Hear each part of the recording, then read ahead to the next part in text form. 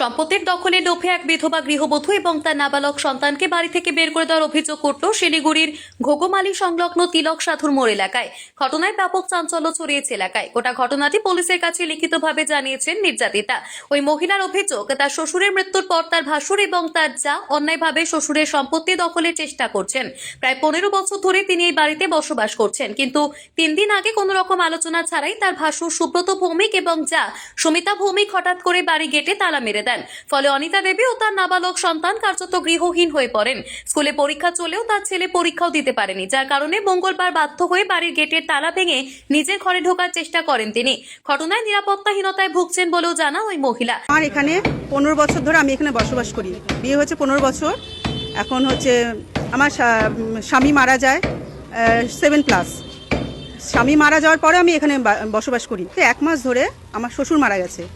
শ্বশুর মরে যাওয়ার পর ওরা বলছে বাড়ি আমরা লিখে, বাড়ি আমার নামে হয়ে গেছে, তুমি এখন এই বাড়িতে থাকতে পারবে না। আমার যা আর ভাসুর।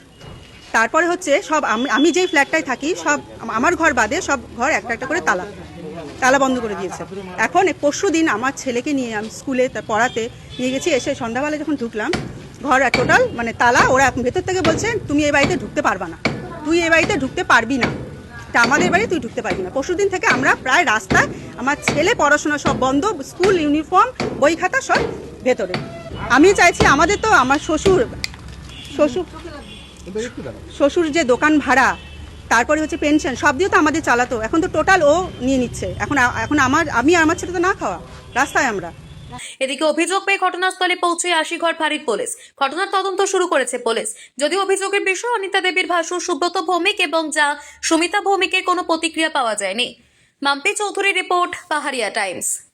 This channel does not promote any violent, harmful or illegal activities. All content provided by this channel is meant for an educational purpose only.